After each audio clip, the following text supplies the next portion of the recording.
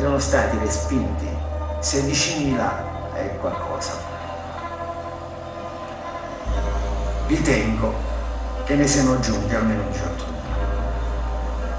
Quindi 1.500 persone siano scappati.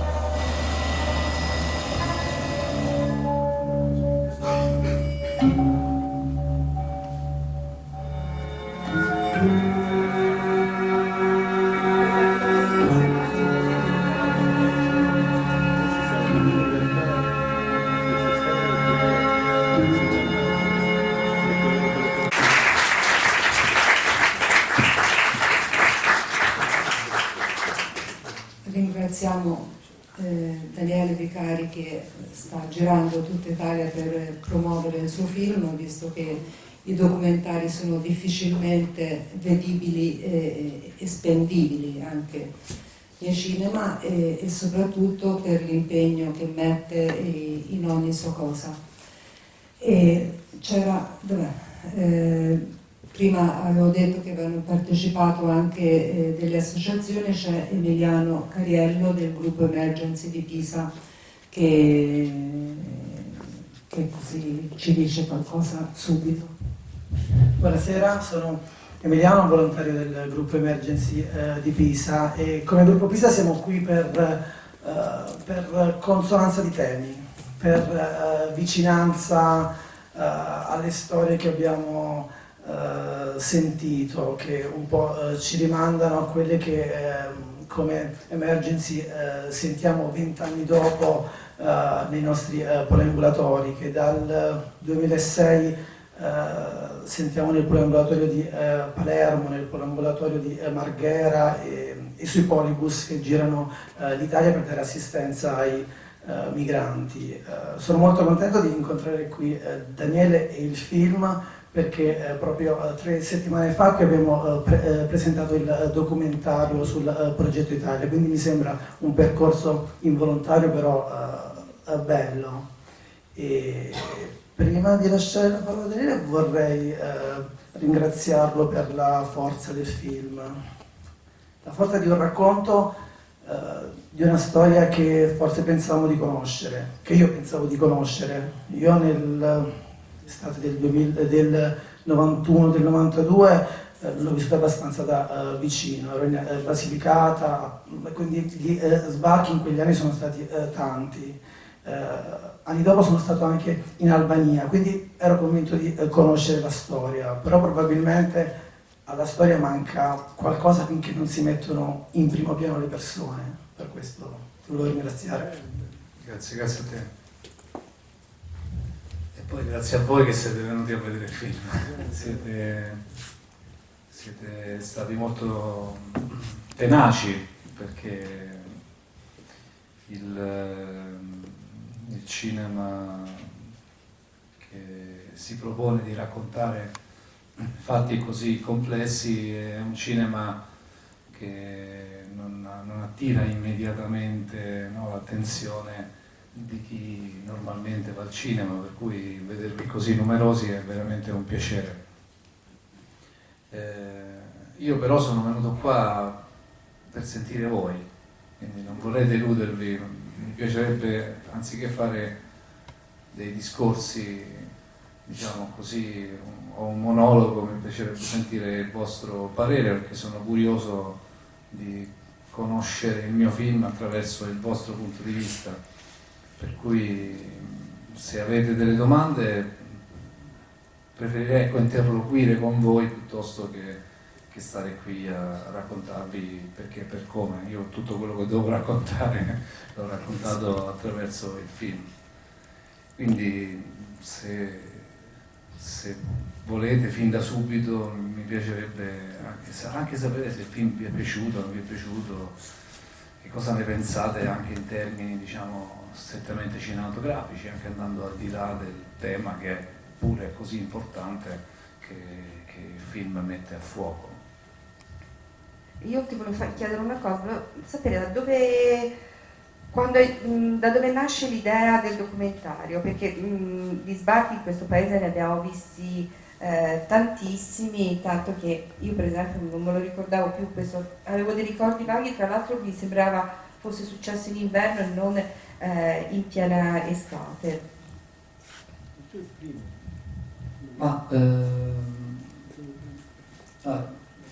ti metto così, la cosa te la metto così perché ci sono delle cose non scontate in tutta questa vicenda che secondo me è bene che cominciamo a parlarne, no? Perché ci riguardano profondamente. Io questo film qui lo vedo un po' come un film generazionale, perché io nel 91 avevo 24 anni e la maggior parte delle persone che erano su quella nave più o meno avevano la mia età.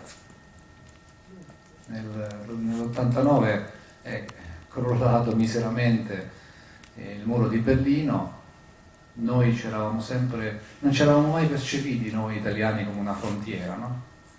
E invece noi siamo stati una delle frontiere della guerra fredda. Questo ha avuto delle conseguenze nella politica nazionale italiana e anche nella costruzione della nostra coscienza collettiva. E non percependoci mai come delle frontiere, non ci siamo mai posti il problema che il muro di Berlino aveva un'ideale continuazione anche lungo i nostri mari, no? E che continuava idealmente in maniera invisibile dividendoci dal mondo dell'est Europa. E, che so, le persone che vivono a Otranto per esempio, la mattina se il mare è limpido e l'atmosfera diciamo lo consente, vedono l'Albania, si vedono le montagne albanesi. E quindi la vicinanza geografica, cioè Valona e Durazzo sono molto più vicine a Otranto di quanto lo sia Pisa. Questo non ci pensiamo, ma è così, sono pochissime miglia. Tant'è che storicamente il rapporto tra il popolo albanese e quello italiano è molto controverso, e a volte è persino tragico, come nell'episodio della Seconda Guerra Mondiale. È stato sempre intenso, diciamo, questo rapporto. Però vi dicevo, io lo vedo come un film generazionale, perché io vengo da un paesino di 100 abitanti, diciamo, ai confini con l'Abruzzo, e il livello di sviluppo socio-economico, diciamo, del posto da dove vengo io non è che sia abissalmente distante da quello di alcuni paesi dell'est. E quando ho visto questi ragazzi così seminudi scendere dalla nave, ragazzi della mia stessa età, io ho pensato, vedi, cioè la caduta del muro di Berlino mi fa scoprire che in qualche modo strano io e queste persone viviamo la stessa condizione. Cade il muro di Berlino, siamo in un mondo completamente diverso, ma non percepiamo ancora in quale mondo siamo. E queste persone che sono salite sulla nave per coronare, per realizzare un sogno, arrivano da noi e ci svegliano, diciamo, e ci dicono il mondo è cambiato, state attenti, è cambiato. La loro condizione esistenziale, io sentivo allora, probabilmente non è così diversa dalla mia, perché io da 23enne, 24enne cominciavo a conoscere, così come tutti i miei coetanei, le persone che frequentavo, cominciavo a conoscere le difficoltà del mondo post guerra fredda.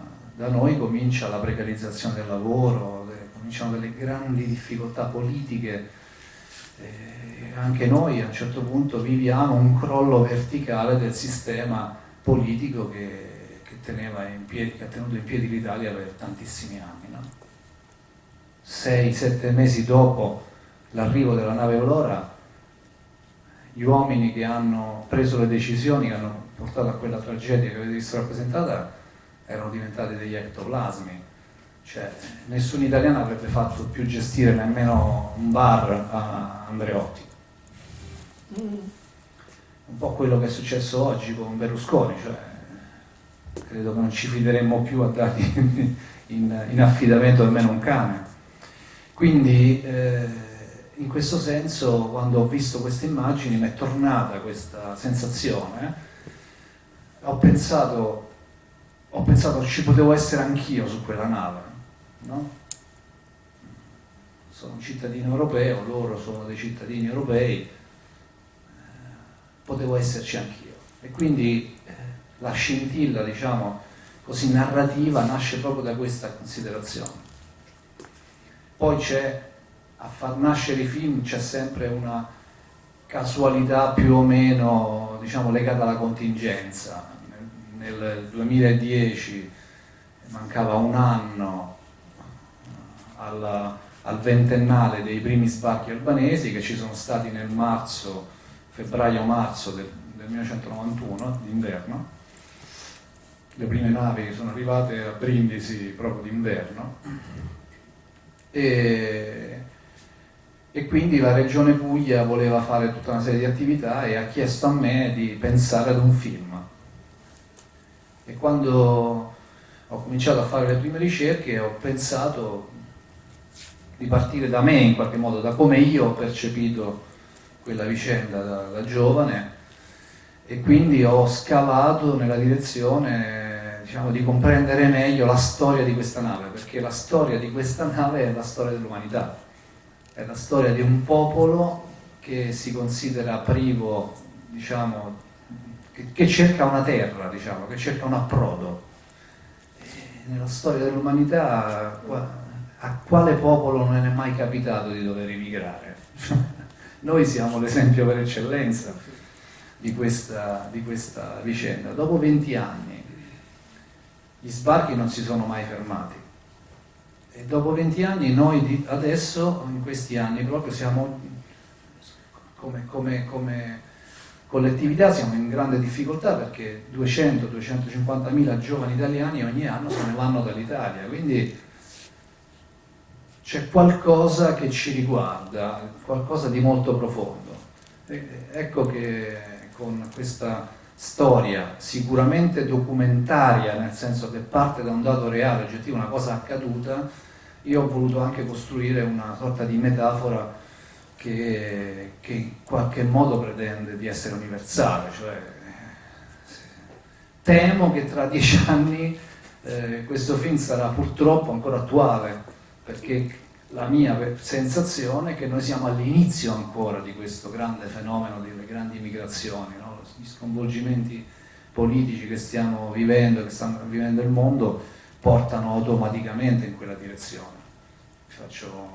Parliamo dei paesi nordafricani, ora sono in un momento di fermento, no? Ci sono delle rivoluzioni in corso, ma se queste rivoluzioni prendono una certa piega, cioè da un regime oppressivo come sono stati quelli che hanno caratterizzato questi paesi fino ad oggi, si passa a un regime ancora più oppressivo, perché magari questi paesi cadono in mano a degli estremisti islamici, credo che milioni di persone se ne andranno da lì. Se io fossi una donna tunisina abituata a stare senza velo da sempre e ad avere il divorzio come dato di fatto scontato ancora prima dell'Italia, perché in Tunisia il divorzio, la legge sul divorzio è precedente di almeno 15 anni rispetto a quella nostra, se io fossi una donna tunisina non accetterei di mettermi il velo, e infatti le donne tunisine proprio in questi giorni sono tutte in piazza a protestare.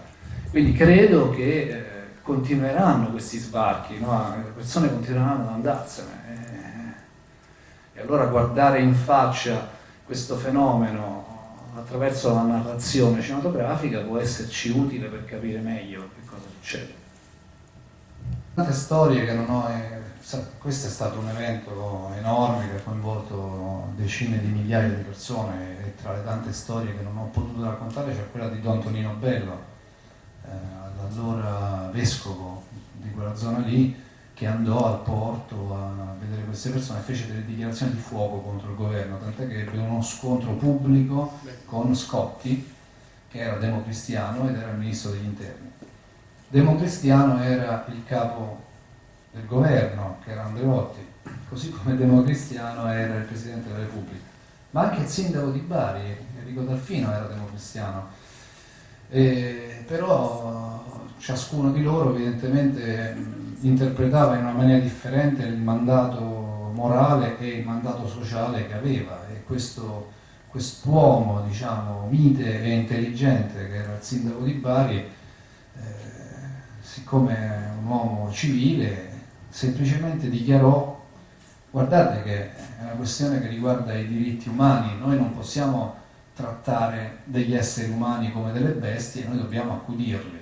Poi non è che si arrogò il diritto di dare permessi di soggiorno così a una massa intera di persone, non aveva il potere, voleva semplicemente costruire una situazione, diciamo, gestire questa emergenza in termini civili.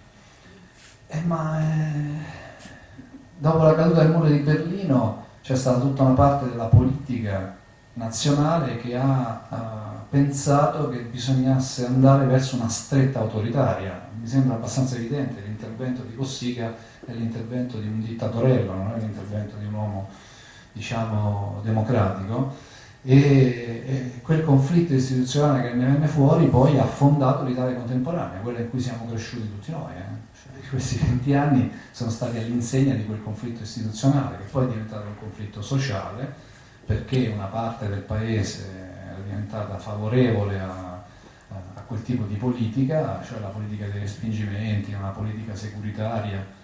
Tenete presente che, credo che qualcuno di voi lo ricorderà o lo saprà, pochi mesi dopo nasce la Lega. Nel maggio-giugno del 91 nasce la Lega Nord, c'è un congresso che unisce tutte le leghe regionali, e una delle parole d'ordine di questo partito politico era proprio quella della politica contro gli arrivi, contro gli albanesi, no? Contro l'albanese, anche inteso in senso antropologico del termine, contro il meridionale, contro tutti i meridionali, cosa che colpì anche noi, anche me, io mi considero un meridionale. Questa spaccatura poi ha caratterizzato tutto il ventennio, che ancora credo purtroppo non sia completamente concluso, anche se sembra essere gli sgoccioli.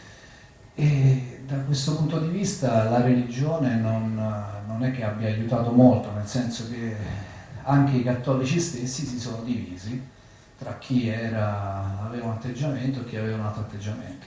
Ma questa spaccatura è stata verticale, ha interessato gli italiani a prescindere anche dalle loro estrazioni sociali, filosofica, politica e religiosa.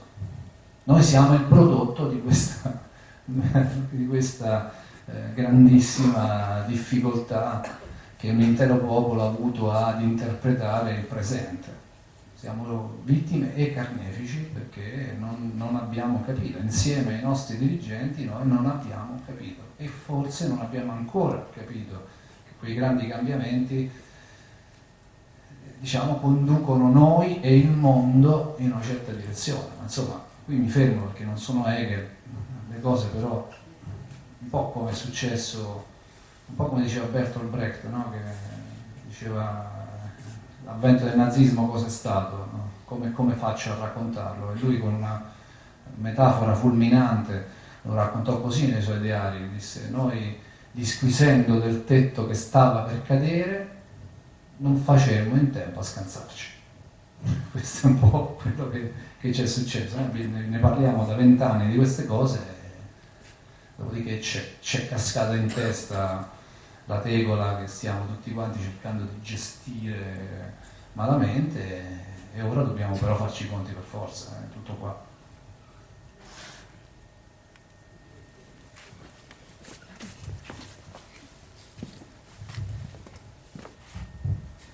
Scusa, una domanda.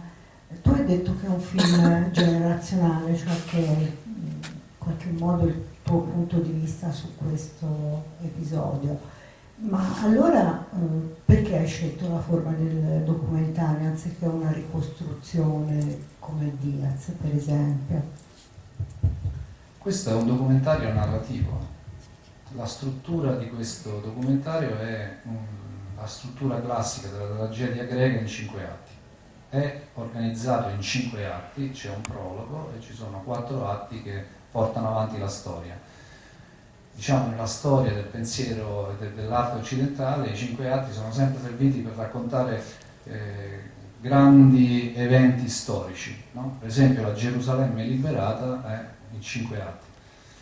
la struttura di questo film è identica a quella del film Diaz.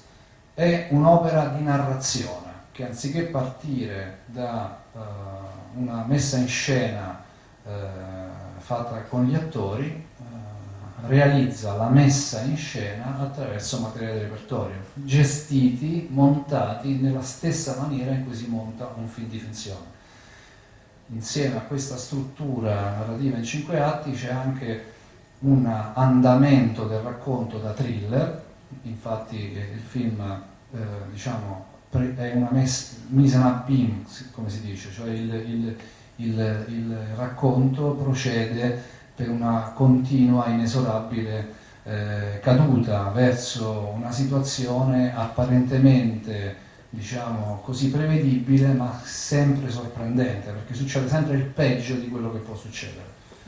È una narrazione. Il cinema documentario è un genere come un genere l'horror, come un genere il thriller, come un genere il western. È uno dei tanti generi del cinema. Io non ho mai fatto alcuna differenza come cineasta tra il cinema documentario e il cinema di finzione.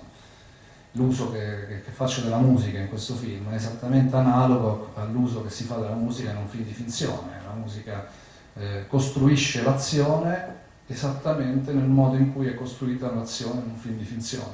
Poi dopodiché il dato reale che viene così elaborato attraverso il montaggio del film e attraverso questa struttura narrativa è chiaro che inchioda il film a quell'avvenimento lì, a quel periodo storico lì, non c'è dubbio. Ma questo succede anche nei film di finzione, perché fanno riferimento, soprattutto se parti da eventi realmente accaduti, anche un film di finzione fa riferimento a quell'evento lì, a quella situazione lì.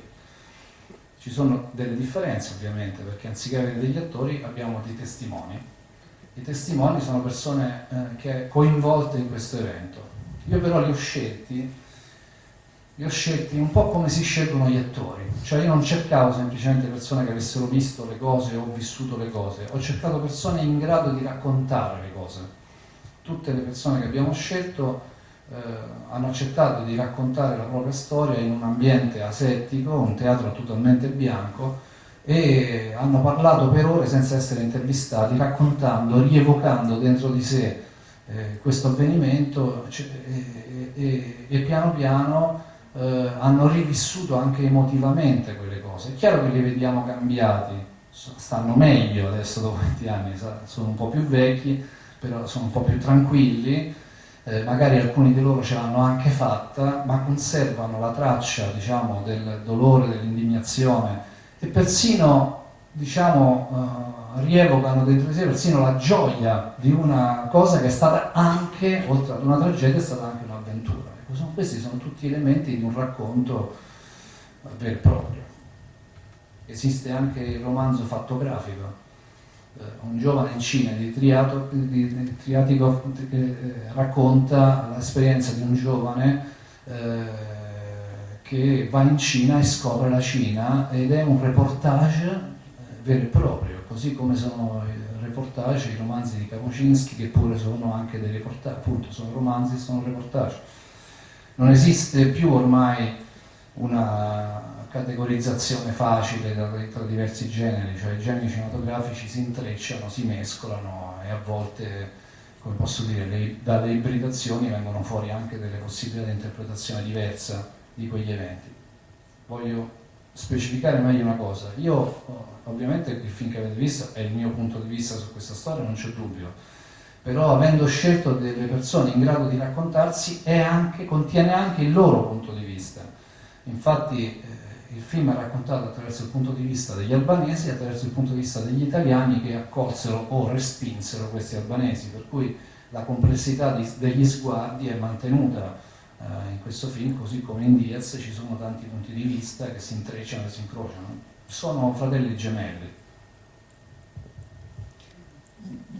Mi incuriosiva capire, cioè la Regione Puglia ti ha chiesto di fare un lavoro, un documentario, mi incuriosiva capire dove e come hai reperito i vari materiali video e soprattutto come sei riuscito a trovare le persone che erano in Italia e che avevano e che erano sbarcate in Italia in quel giorno lì. Cioè, per esempio, Boudinot, quello che fa il regista operaio, in realtà era venuto all'Arsenale qualche anno fa a presentare Lettere al vento, lettere... Questo è il fratello, il fratello di Edmund. Ah, ecco, perché fratello, mi sembrava che si chiamasse Edmund e non Robert. Però appunto allora il fratello non è venuto in Italia con questa nave. Non era sulla nave. Non Robert, era sulla sì. nave. No, perché appunto ne avevamo parlato, ma lui non aveva detto sono venuto con la nave. Ora io sbagliavo il fratello, quindi, ma sono identici fisicamente. Sì, ma Robert è comunque anche lui è un regista, anche molto bravo. Anche lui è regista, infatti. Niente, mi incuriosiva capire come l'hai trovata queste persone, come sei riuscito a trovare queste persone. Allora, il film, insomma, vi dico una banalità, lo sapete tutti, non è che si fanno da soli, no? Quindi c'è un gruppo di lavoro, in questo caso anche piuttosto nutrito, e abbiamo fatto delle ricerche molto approfondite sia in Albania che in Italia, cercando di rintracciare le persone anche con il passaparola. Abbiamo anche fatto delle inserzioni, no, per trovare le persone, come si fa quando si cercano gli attori di un film o le comparse e così via. E anche il fatto di partire da qualcuno che magari si sa che è arrivato con quella nave, un signore che lavora in una pizzeria a Bari, che stava su quella nave e che comincia a ricordare, sollecitato da noi, chi c'era con lui, e quindi ci fornisce il numero del telefono. Così a macchia d'olio la cosa si è allargata e abbiamo contattato decine e decine di persone. Dai colloqui che abbiamo fatto, siccome cercavamo delle persone capaci appunto di raccontare e di raccontarsi, abbiamo selezionato quelli che secondo noi erano più interessanti da questo punto di vista, perché poi tutte quelle 20.000 persone hanno fatto tutte la stessa esperienza.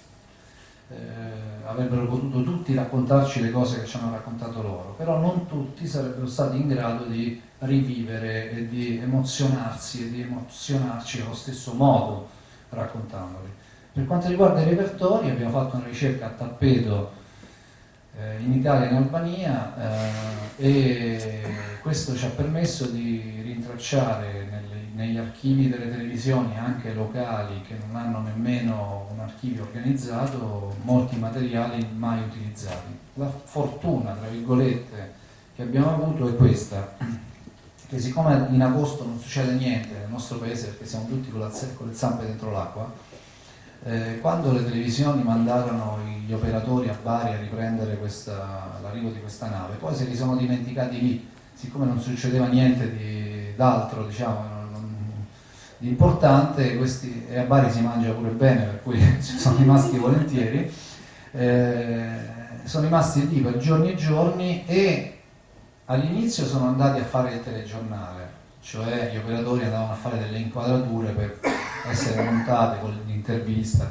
col giornalista che si spiega, vedete quanti sono questi disperati, eccetera, eccetera. Però piano piano il telegiornale era diventato inutile farlo perché era stato già fatto il primo giorno, il secondo giorno, insomma alla fine era diventato ripetitivo e questi operatori si sono trasformati meravigliosamente in registi. Cioè hanno cominciato a riprendere con una intenzione perché sono rimasti coinvolti da questo avvenimento. Ed è bellissimo, è stato bellissimo vedere tutto il materiale dall'inizio alla fine perché si capisce che all'inizio prevale lo stupore per il gigantismo dell'avvenimento, no? Quindi inquadrature ampie dei totali nei quali la folla indistinta occupa la nave, poi occupa il molo e così via, poi piano piano cominciano a stringere il campo e man mano che passano i giorni le telecamere e le cineprese si avvicinano sempre di più ai corpi delle persone. Io ho pensato che questa poteva essere un'indicazione molto interessante per raccontare questa storia. Perché? Perché quella non era una massa indistinta, quelli erano degli esseri umani, ciascuno con la propria storia, no? Ed è forse il passaggio che dobbiamo fare noi anche di comprensione rispetto al fenomeno dell'emigrazione o dell'immigrazione, cioè non è una massa indistinta quella che arriva da noi, ma sono tanti esseri umani, ciascuno con la propria speranza, aspettative, con la propria intelligenza, con la propria preparazione. Tant'è che i paesi più organizzati rispetto al nostro, se arriva un italiano che ha studiato ingegneria a Napoli, può darsi che finisca per fare l'insegnante ad Harvard. Nelle nostre università trovare uno straniero che insegna è piuttosto raro. Nelle università inglesi, francesi, tedesche, americane è all'ordine del giorno. Questo arricchimento che alcuni paesi che hanno digerito per tanti motivi anche di carattere storico e anche di carattere culturale hanno digerito i flussi migratori e appunto guardano agli esseri umani e alle loro potenzialità, non alle problematicità della presenza di una massa indistinta di persone non gradite, fa sì che questi paesi facciano dei passi avanti significativi, vengono arricchiti dall'arrivo di tutti questi punti di vista sul mondo. Per esempio, modestamente credo di essere stato uno dei primissimi registi italiani a dire anche pubblicamente che è inaccettabile il fatto che nel cinema italiano non ci siano stranieri che raccontino queste storie. È una cosa sconvolgente. Cioè, dopo 20 anni di immigrazione, dopo 2 o 3 generazioni di persone che nascono e crescono da noi, il fatto che nelle nostre scuole di cinema, nel settore del cinema e della televisione gli stranieri siano veramente pochissimi, sono un po' delle eccezioni, questo è secondo me una grave mancanza. Noi non accettiamo l'arricchimento di questi nuovi punti di vista, lo rifiutiamo. Allora, quello che fecero questi operatori, secondo me straordinari, anche perché fino ad allora gli operatori della televisione erano persone formate, avevano una formazione. Adesso le persone, diciamo, nel mondo della TV e del cinema vengono un po' buttate lì, ti devi arrangiare, ce l'hai o non ce l'hai, una formazione sono problemi tuoi, ma quegli operatori lì erano persone che avevano fatto magari l'inviato di guerra, erano stati e soprattutto erano formati tecnicamente, avevano fatto dei corsi veri per poter entrare alla RAI, a Telenorba, eccetera, eccetera, e quindi erano in grado, queste persone furono in grado di trasformarsi in narratori. L'immagine della bambolina sembra quasi che io abbia fatto una telefonata 20 anni indietro nel tempo alla mia troupe presente dentro lo stadio e gli ho detto: oh, ma perché non mi fai una bella bambola, no, col carillon? Ma quella è un'intuizione geniale di quell'operatore televisivo che era lì e che nel momento in cui ha visto il netturbino raccogliere la bambola ha pensato: ecco, questa bambola mi racconta un'assenza, è un'intuizione registica, no? Mi racconta che in questo posto ci sono stati degli esseri umani, anche dei bambini, e nella dolcezza di questo carillon in qualche modo simboleggia in maniera anche dolente un'occasione perduta, ed è bellissima, ed è per questo che è diventato il finale del film, no? Quindi la chiave di lettura, anche per continuare a rispondere alla signora che mi ha fatto la domanda prima, la chiave di lettura di un fenomeno ancorché reale è l'inizio, diciamo, di una possibile narrazione che poi deve essere sviluppata. Ecco, e questi operatori, ci hanno lasciato una testimonianza narrativa, una narrazione su quei fatti, ed è il lavoro che si può fare con i materiali di repertorio, è un lavoro ricco, interessante, a patto di ascoltarli e di cercare di capirli e di interpretarli.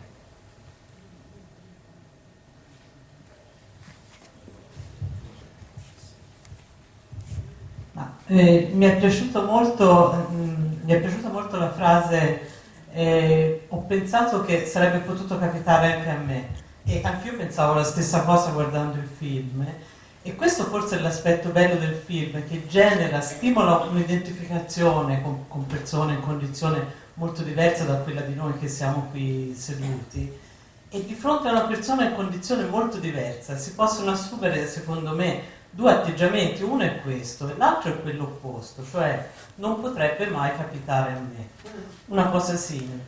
E quello opposto si può tradurre in 2 modi di pensare l'altro e di pensare noi rispetto all'altro. Uno è così distante, mi fa paura, potrebbe turbare il mio mondo, portarmi via cose, mi fa quasi orrore in questa sua nudità, queste mutande sporche, no? L'aspetto dei corpi nudi era quello più doloroso in fondo del film. film, ma può tramutarsi anche in una pietà che è altrettanto fredda. Mi fa pietà in quanto è così diverso e distante da me. E io con un'opera di carità lo mantengo nella sua distanza. Invece l'altro atteggiamento bello è proprio quello, a un certo momento c'è un'inquadratura, si vede il dentro dello stadio, il fuori dello stadio, non è chiaro chi c'è fuori.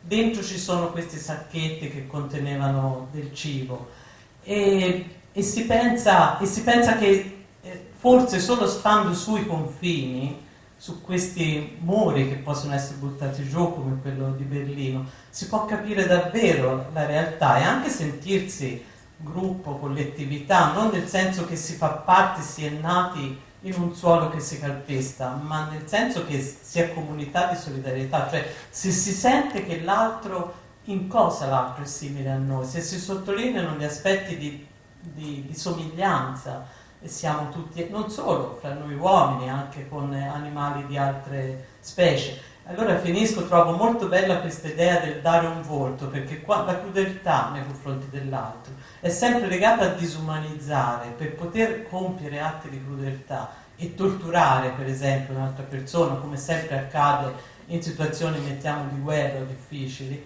si deve disumanizzare, si deve mettere una divisa, in questo caso loro sono senza abiti, e hanno la divisa di quelle pettinature da albanese che a volte anche scherzando o nelle barzellette o nelle battute, sei pettinato sembri un albanese, quei capelli lunghi dietro, quelle basette, no? Dire un albanese per me, pensando a quell'epoca, mi fa venire in mente quelle pettinature. Ecco, questo fatto degli occhi in primo piano mi è piaciuto molto, e dare un volto all'altro, questo forse è il segreto per sentirsi come l'altro. Anch'io, fra parentesi, vengo da un piccolo paese di questa provincia. Quando sono venuta a Pisa da studentessa non mi sono sentita metaforicamente molto diversa da quelle persone. No, questa è una questione essenziale. Io sono tentato di fare una proposta di legge, anche se non ho nessun potere per farla. Aboliamo alcune parole, alcune anche molto importanti, che servono anche per orientarci nel mondo, però delle parole tecniche come extracomunitario, come rifugiato, come profugo, eccetera, eccetera, fanno velo alla comprensione del fatto che dietro ci sono esseri umani, no? E sono, da una parte, sono uno strumento tranquillizzante, perché appunto con queste parole io metto una distanza col dolore, con le difficoltà o anche con le speranze che stanno dietro appunto queste parole. E dall'altra ci permettono anche di lavarcene un po' le mani, no? E quindi io sono completamente d'accordo con lei.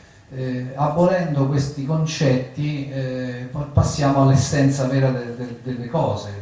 Se arrivano sulle nostre coste uomini, donne e bambini è un'altra cosa che arrivino tunisini, extracomunitari, sono uomini, donne e bambini. Questa disumanizzazione è talmente violenta che ormai non fa più notizie il fatto che muoiano come mosche dentro i nostri mari delle persone che stanno sulle barche.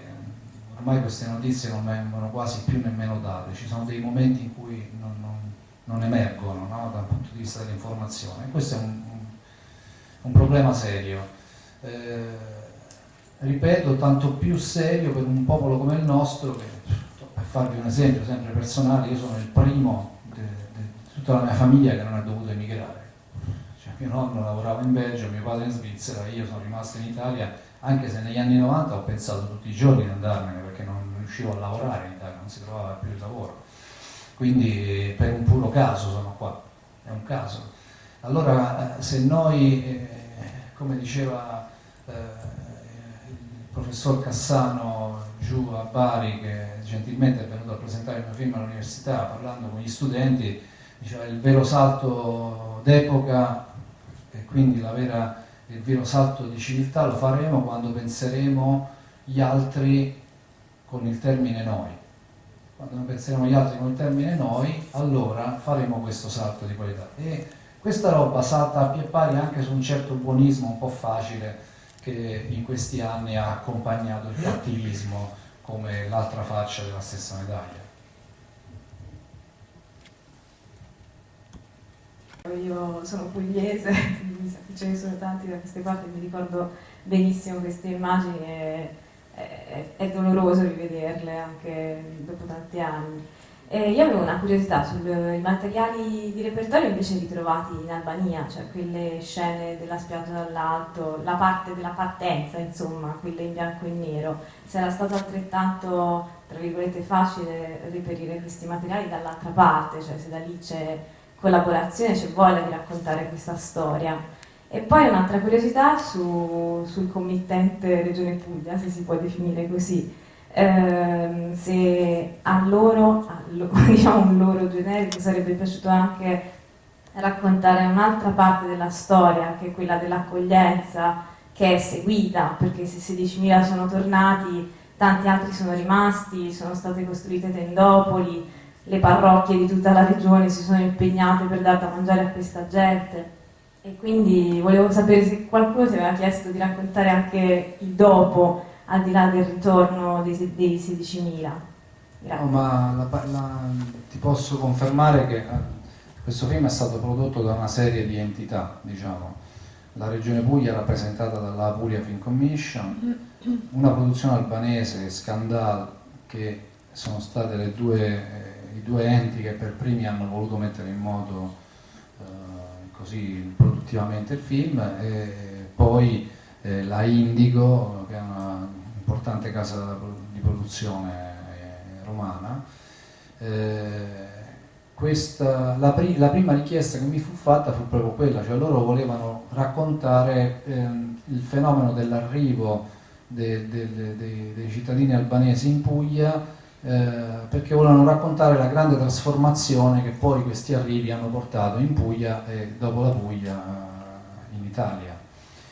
Io però, facendo la mia ricerca, io sono un narratore, non sono un sociologo, e sono rimasto profondamente colpito da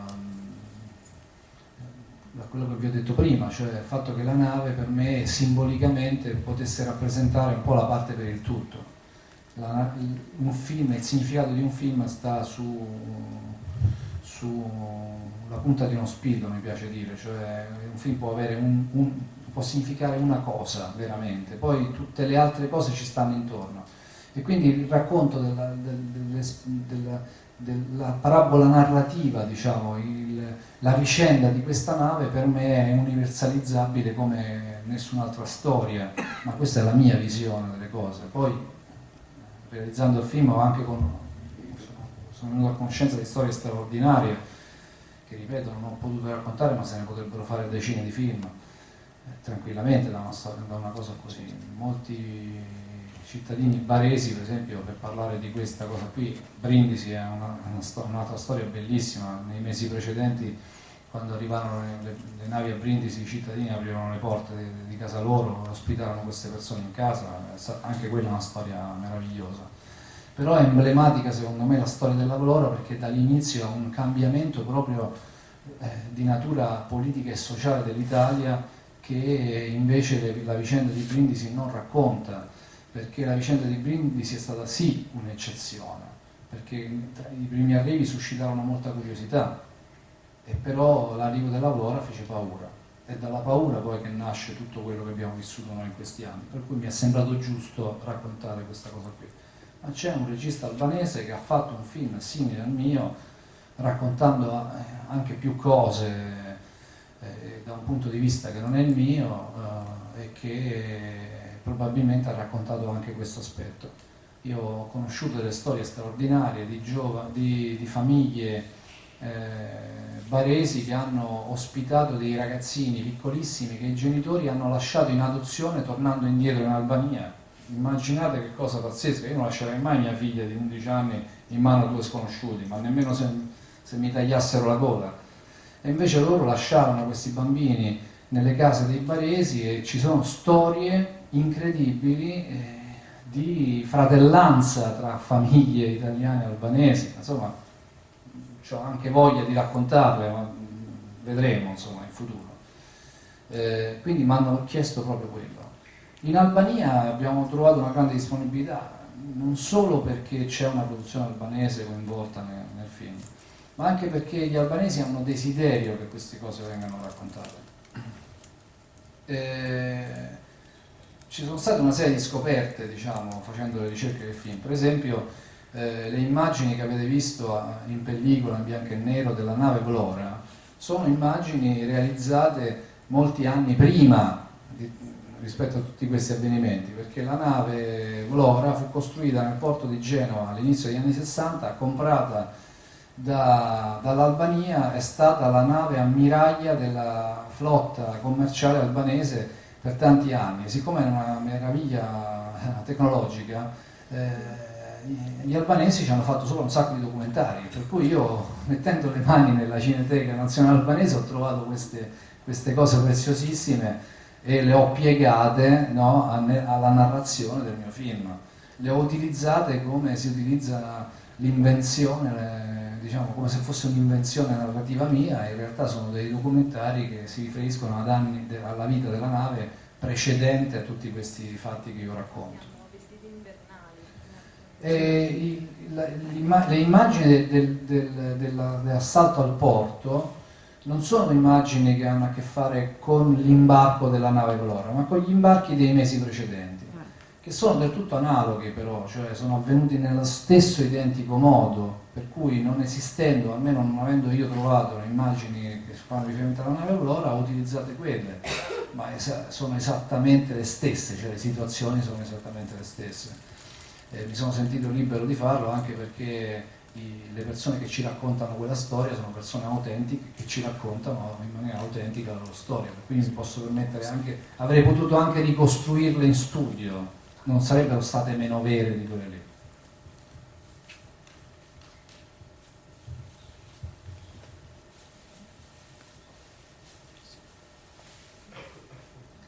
Se il film vi è piaciuto e alle persone a cui è piaciuto, vi prego di parlarne, perché uno degli azzardi che stiamo facendo è proprio quello di portare al cinema un film documentario che ha una caratteristica narrativa, ma è pur sempre un film a base documentaria, che normalmente nel nostro cinema, nelle nostre sale non viene distribuito perché il pubblico non è abituato a vederlo. Quindi avere... Specialmente al sud. Dappertutto. Io ho fatto altri documentari che sono stati distribuiti nei cinema, ma con eventi come quello che stiamo facendo stasera, cioè una proiezione in un cinema con la presenza del regista e domani il film non c'è. Invece quello che noi stiamo tentando di fare è farlo rimanere qui anche domani, dopodomani, una settimana.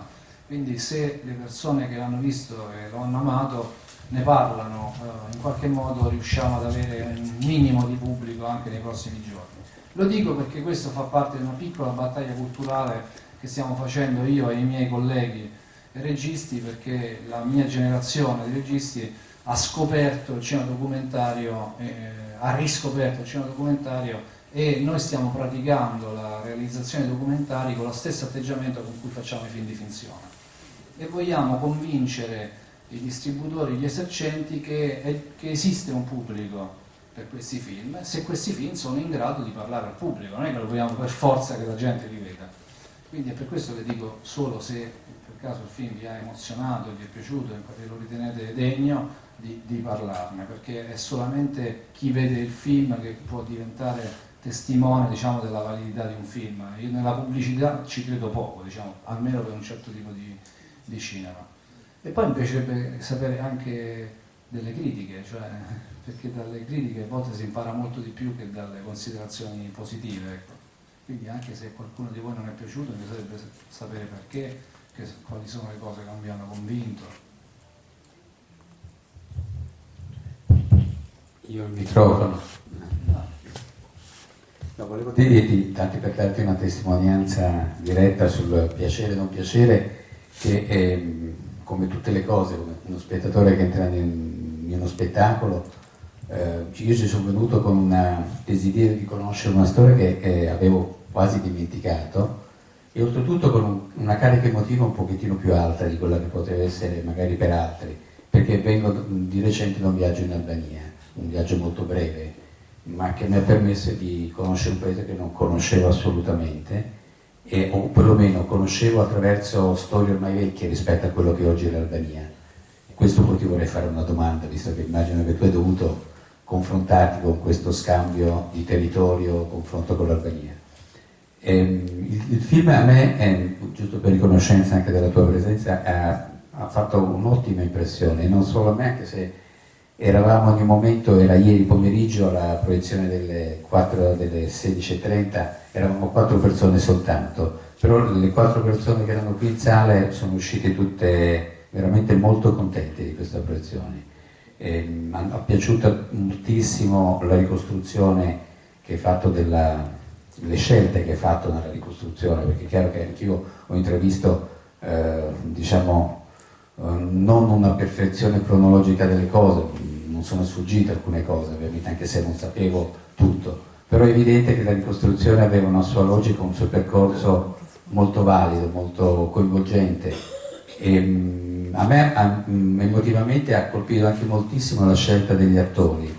Gli attori sono un compendio alla storia veramente favoloso, anche soprattutto con un po' di abilità cinematografica con cui tu l'hai saputi prima mimetizzare, poi farli venire fuori, poi farli diventare dei grossi personaggi, che indubbiamente è anche abilità tua nell'averli scelti, perché questi sono veramente degli attori importanti di questa storia.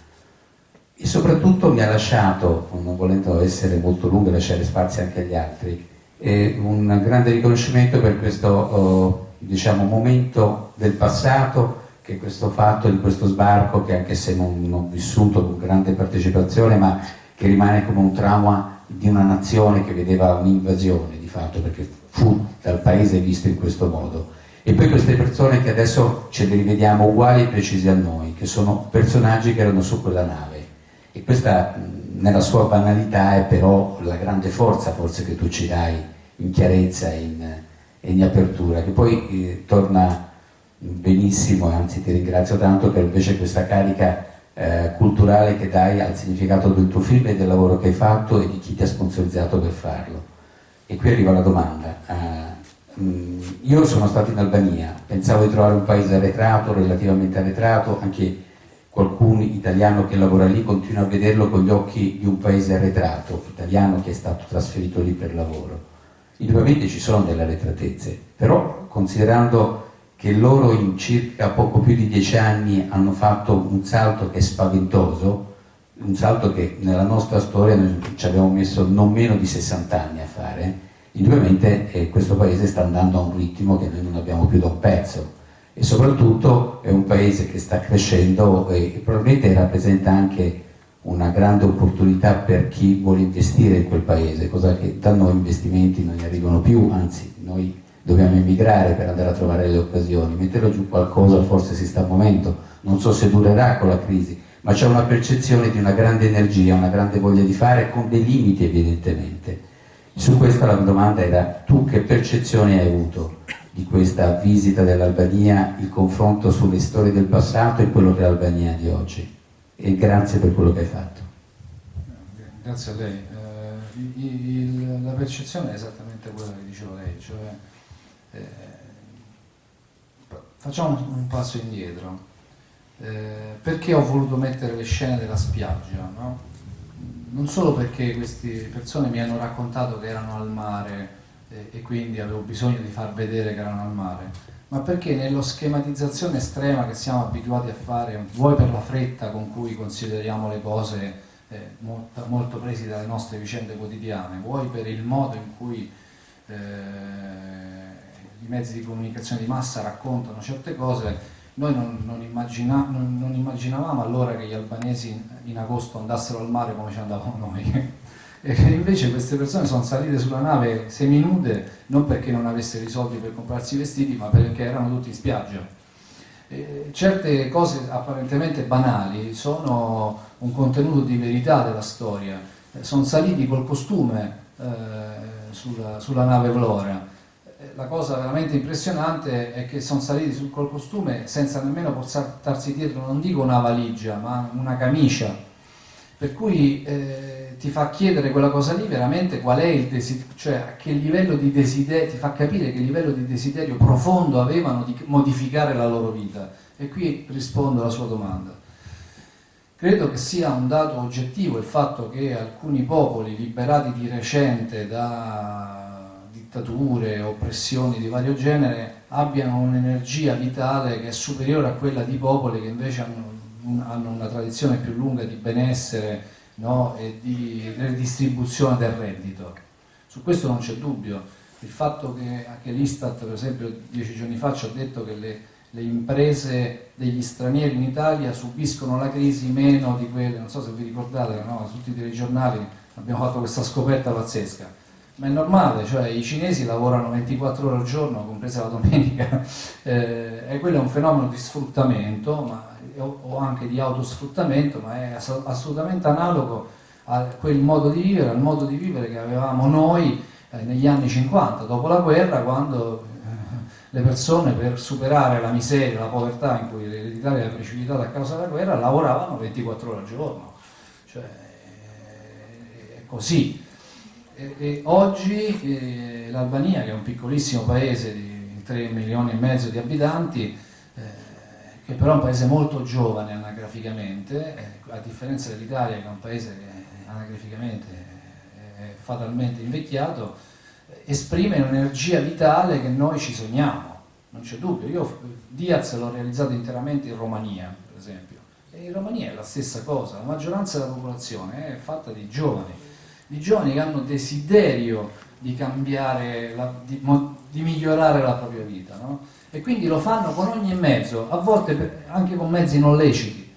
Lo fanno, e quindi questa energia vitale si esprime anche non solo dal punto di vista artistico, ed è molto fiorente dal punto di vista artistico l'Albania, su tutti i fronti.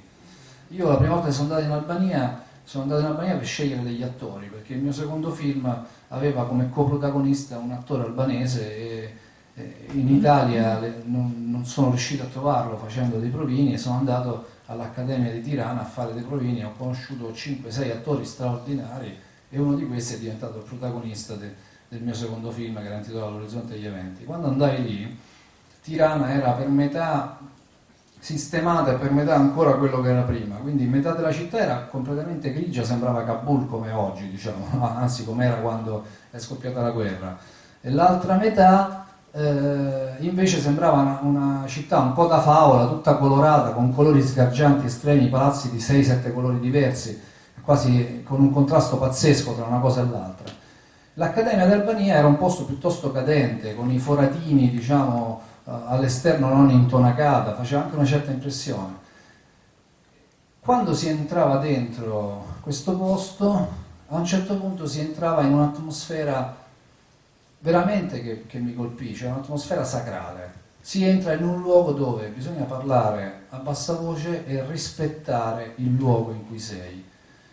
Ho assistito ad un concerto dell'orchestra dell'Accademia.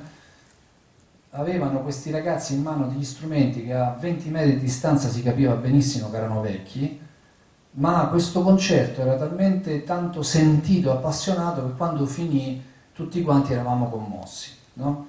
E la stessa forza morale e emotiva l'ho ritrovata negli attori che ho provinato, che si sono sottoposti a questi provini con grandissima umiltà, ma anche con un desiderio incredibile di farcela, no? L'Albania di oggi, dopo tutti questi anni, è il frutto anche di questa energia vitale, oltre che delle rimesse dei migranti albanesi che mandano i soldi in patria, un po' come i meridionali che mandavano al paese i soldi fatti alla Fiat o facendo il doppio lavoro alla Fiat in un bar di notte, lavorando 10, 12, 14 ore al giorno per costruire la casa, diciamo, dove da vecchi sarebbero voluti tornare. Più o meno è la stessa cosa. È vero che è molto più vitale quel piccolo paese di quanto è gran parte del nostro, ma credo che questo sia una cosa molto interessante che mi preme di dire, è questo, cioè gli albanesi, quello albanese è l'unico popolo oltre quello italiano che parla la lingua italiana, e noi questa cosa non la consideriamo mai, no?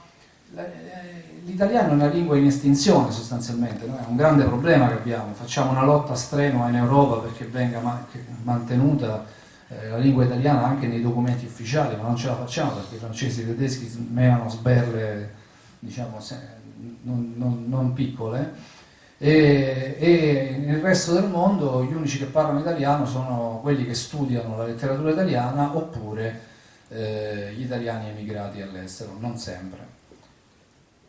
È una cosa molto preziosa che un popolo che non sia quello italiano conosca l'italiano, è una cosa importante, ma non c'è reciprocità in questo, a noi non ce ne frega un cazzo né della lingua né della cultura albanese, ma senza proprio sfacciatamente non ce ne frega niente. E questa è una cosa che mi fa molto riflettere, anche su un certo senso di superiorità che ormai è diventato un po' vetusto e privo anche di ragione. Tra un po', quando sentiremo questo sorpasso, diciamo, ovviamente un paese come l'Albania non potrà mai superare un paese come l'Italia da un punto di vista economico, se non altro per la dimensione, no? Noi siamo 60 milioni, loro sono 3 milioni, però la dinamicità di una società viva, vivace, giovane, caparbia, testarda, come sono alcuni popoli meridionali dell'Italia, secondo me è una cosa preziosa, una cosa interessante. Allora, io sono uno studente albanese, iscritto qua, faccio la laurea magistrale in scienze politiche, sto compilando gli ultimi paragrafi della mia tesi, soprattutto sui modelli di integrazione riguardo agli immigrati, no? Come prima cosa vi vorrei ringraziare e anche complementare per il film. Io 2 o 3 volte mi sono commosso perché anche la mia famiglia ha fatto un tragitto di genere. Noi siamo 4 figli in 4 paesi diversi che adottano politiche diverse di integrazione: Inghilterra, Francia, io qua e la Grecia. E vorrei dire una cosa, cioè questo film forse ci fa portare anche un po', vuole rappresentare un po' anche dove siamo arrivati, nel senso anche non dei italiani, non da extracomunitari, cioè parlo che le politiche migratorie in Italia fanno fatica a assimilare le nuove necessità degli immigrati di integrarsi, dal diritto della cittadinanza, dal diritto dell'inserimento nei bandi pubblici, per esempio il servizio civile, che l'articolo 3 del bando prevede la cittadinanza, eccetera, eccetera. Cioè, questo io lo vedo in questo documentario, in questo qua, che non ci sono stati molti passi in avanti. Cioè, forse lei voleva anche questo dire nel film, allora noi lo vediamo questo film dopo 22 anni dopo, ma nel 2012, nel 2013 ci sono ancora delle situazioni di genere, delle espulsioni, dei respingimenti in alto mare, eccetera, eccetera. Cioè, ma c'è bisogno veramente che l'Italia cambia atteggiamento nei confronti degli immigrati, cioè non pensare più a un'integrazione unilaterale, come lo posso capire io, ma una, come si può dire, convivenza. Cioè, non si può essere integrazione che l'altro diventa come me, ma noi possiamo essere diversi e possiamo integrarsi meglio, ciascuno con la sua differenza. Per esempio, io dico che ormai l'Italia è una società multiculturale, no? Multietnica, multireligiosa, perché abbiamo più di 1.500.000 e qualcosa di islamici. Anch'io sono islamico, cioè vengo dall'Albania, ma appartengo alla religione musulmana. Cioè, ma c'è bisogno veramente di ripensare queste politiche. Cioè, è arrivato il momento che uno Stato che non riesce a comprendere l'importanza dell'immigrazione.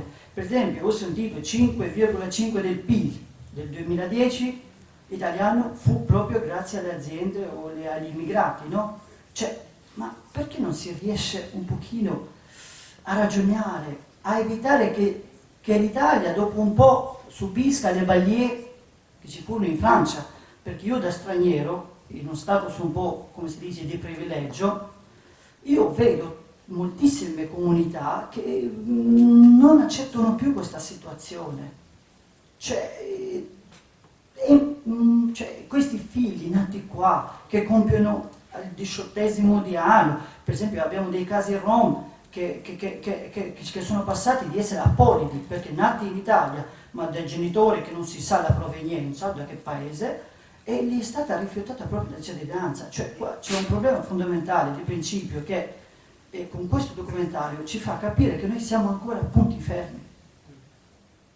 Le magliette, le giacche, i baffi, i capelli possono cambiare, ma il problema è che sostanziale è l'integrazione. Cioè, ancora è vergognoso di dire che i bambini nati qua, che compiono gli anni qua della maturità e non siano ancora cittadini italiani.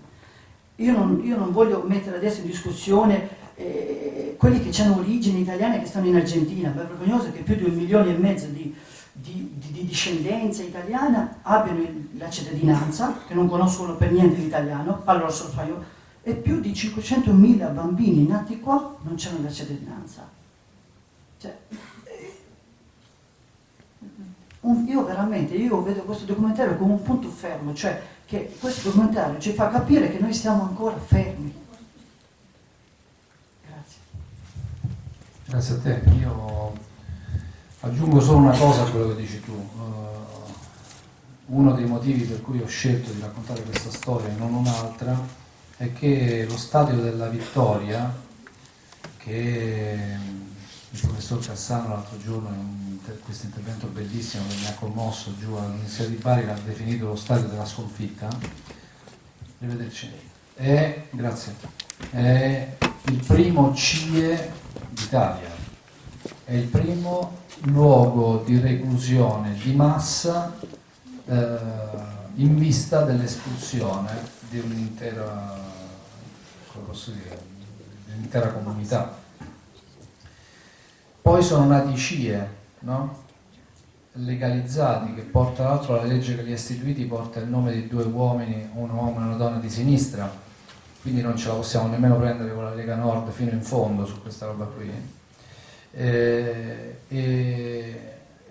questa involuzione è quella che abbiamo vissuto in questi 20 anni, nonostante le cifre siano cresciute, la presenza delle persone straniere, diciamo, sul territorio italiano sia cresciuta moltissimo.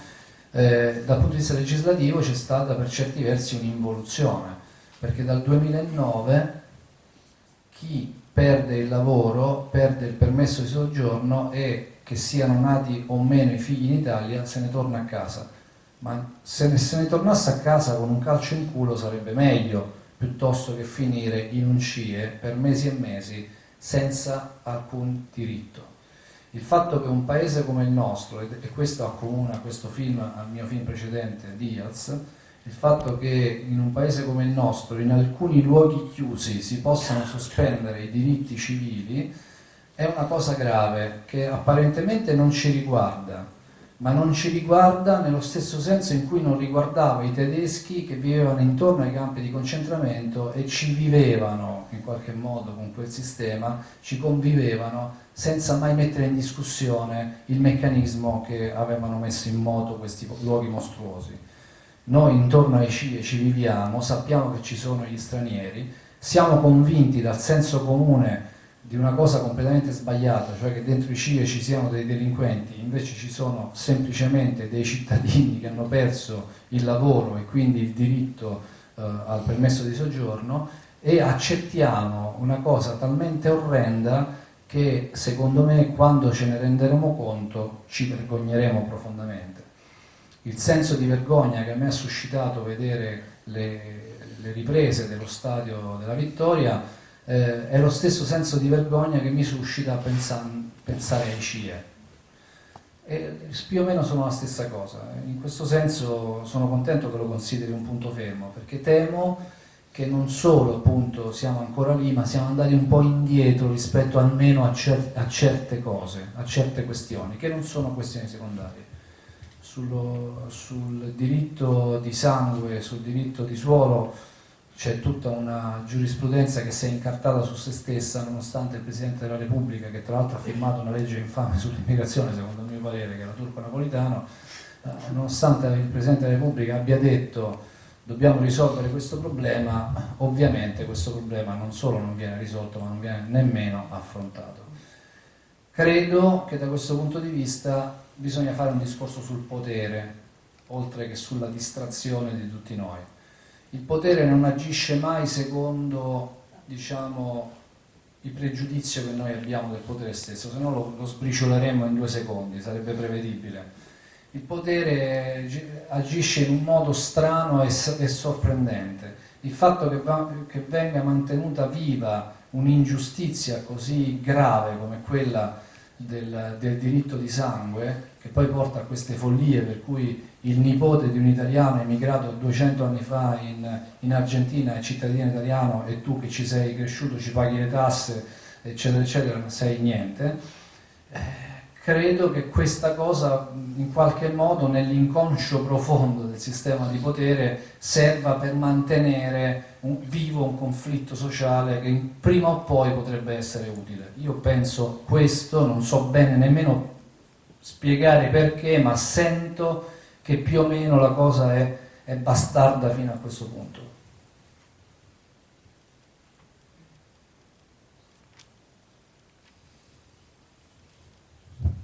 Va bene.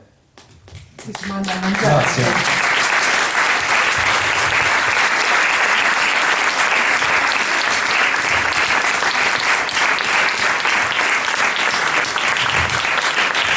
Grazie. Grazie davvero. E grazie ai gestori di questo cinema che hanno la forza, il coraggio e la voglia di tenere il film qua ancora per un po' di giorni. Grazie. Ringraziamo Daniele che invece è lui che fa ringraziare. Sto facendo proprio la tesi sulle politiche migratorie e abbiamo fatto un progetto riguardo un modello quale potrebbe essere in Italia l'integrazione. E c'è veramente, troviamo ridicolo, per esempio per immigrati, bambini cresciuti qua che non hanno avuto ancora la cittadinanza per motivi burocratici e ancora non possono fare servizio civile, perché c'è una follia questa, una follia in altri casi, che veramente io ho vissuto qua, io amo l'Italia, conosco la storia d'Italia, solo che confrontandolo con l'Inghilterra